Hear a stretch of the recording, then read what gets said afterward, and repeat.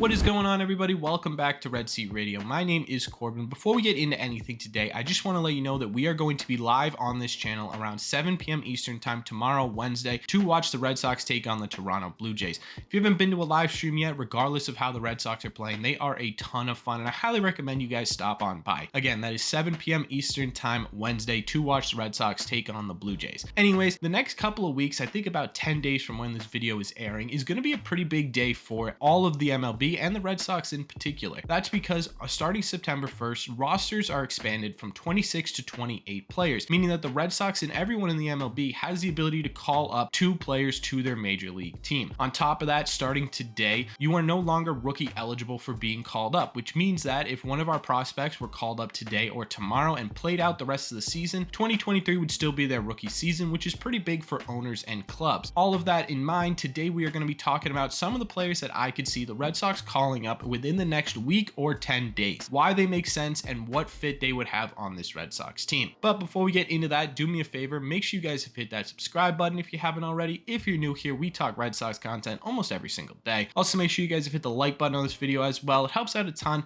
and would mean a lot to me. Thank you all very much for clicking on this one. Let's get into it.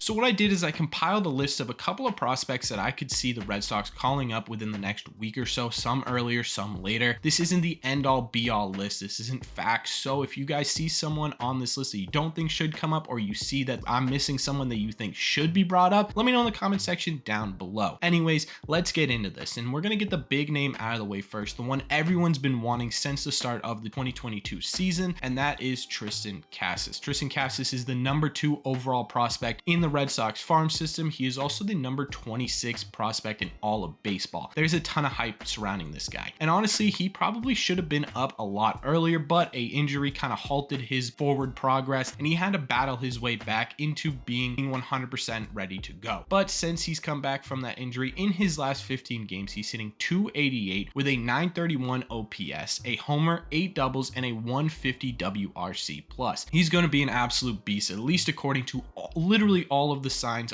surrounding Tristan Cassis. Now combine that with the stagnant play of the Red Sox lately and the fact that Eric Hosmer is more than likely going to have an IL stint here in the near future, Tristan Cassis seems like a prime candidate to be brought up to the major leagues. And honestly, I don't know what the Red Sox are waiting for. If you call him up today, he retains his rookie status for 2023. He gets his feet wet in the big leagues, see what goes on, how to play, how to handle yourself at a major league level, because I think for the most part, we can all agree that Tristan Cassis will be on this team in 2023. Whether that means in a starting role or slowly integrating him into a starting role, we can talk about, but I think at the bottom line, he will be on the team in 2023. There's no point in delaying this any longer. Let's just get him up here and see what he can do for the last month or so of the season. The second guy I want to talk about is Zach Kelly, a reliever in our AAA affiliate. Since July of 2022, Zach Kelly has an opponent batting average of just 143 with a 38% K rate and an ERA of 0. That's right, not 0.05, not 0.001, 0. He has not allowed a single run since July. Now, we all kind of know the state of the bullpen, especially after the kind of collapse of John Schreiber. Again, not his fault, overworked. That's what happens when you don't have a deep bullpen. You've got Whitlock, who's slowly kind of getting back into form, but he still needs some time. Houck might be out for the rest of the year. Why not play around with some of the guys in the minor league? To be honest with you, this probably should have been happening earlier. I'm surprised the Red Sox didn't have more movement in the pen when it came to minor leaguers, but we've seen it recently where they've called up Caleb Ort. We saw at the beginning of the year where they called up Danish and Schreiber, and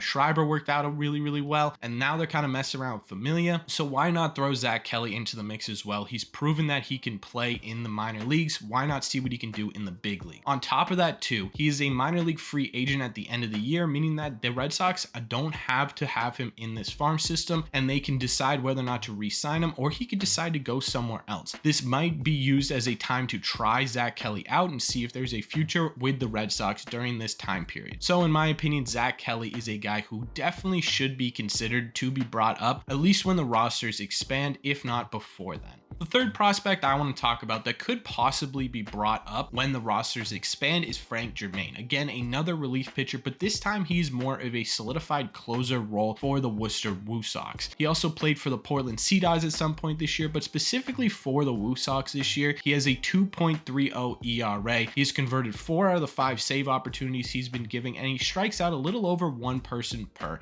inning. Those are pretty decent statistics for a AAA closer. Now again, like Zach Kelly, this is a situation where it seems like the perfect storm for Frank Germain to make his debut. We talked about how beat down this bullpen is by this time of the year, specifically with our best guys like John Schreiber, Whitlock, who's still easing himself back, and Houck, who's probably out for at least another 3 or 4 weeks, if not the rest of the year. So Frank Germain coming up at this time makes the most sense. On top of that, most MLB teams tend to go with relief pitchers when the rosters expand, and it's for those exact reasons. Now Frank Germain is special in particular because of the role Tanner Houck played before he went onto the IL, and that is the closer role. The Red Sox have not had a legitimate closer on this team in the last 2 years, and with Tanner Houck being down, this could be the perfect opportunity to try Frank Germain out and see if he can actually achieve the goal of being a Red Sox closer. The final guy on this list, and the number 4 prospect I could see coming up when the rosters expand, is Conor Wong. Now Conor Wong, in my opinion, is one of the more realistic options for bringing guys up when the rosters expand, and that is because not only is he a catcher, and it's always great to have catcher depth on a team, but he's a utility guy. He can play most positions on the infield, and that seems, in my opinion, like the perfect storm of utilityness to get him to the major league level when this roster expands. He's also the only guy on this list with legitimate MLB experience, so that could help out as well. Conor Wong is currently hitting .272 with a 107 WRC plus, but has been heating up a little bit in the box with a couple home runs and doubles in his last couple plate appearance. On top of all that, we have the fact that we still have Kevin Plewecki on this team. Don't get me wrong, I love Kevin Plewecki as a person. I think he's great chemistry wise for this team, but at the same time too, he just simply has not been effective in that catcher role all season long. So why not get one of these guys up here, regardless of whether or not you have the roster spot to do it? You could always DFA Plewecki and get Conor Wong up here and getting reps, because it's more than likely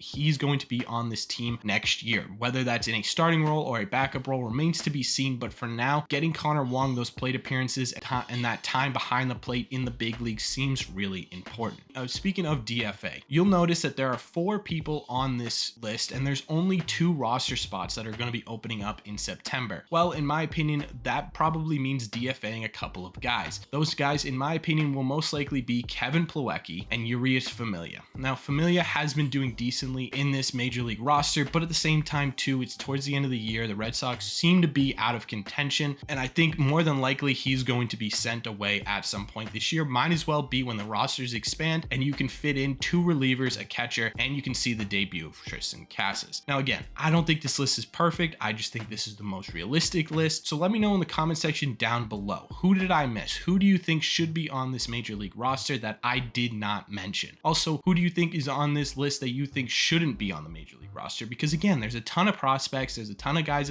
on the 40-man roster who could be given a shot on the roster expansion coming September 1st. So let me know all your thoughts on this topic down below. As always, if you've made it to the end of this video, do me a favor, make sure you guys have hit that subscribe button if you haven't already. Like I said at the beginning, if you're new here, we talk Red Sox content almost every single day. Also, make sure you guys have hit the like button on this video. Helps out a ton, would mean a lot to me. Thank you all very much for clicking on this one. I will see you tomorrow on the live stream at 7 p.m. Eastern and in the Red Seat.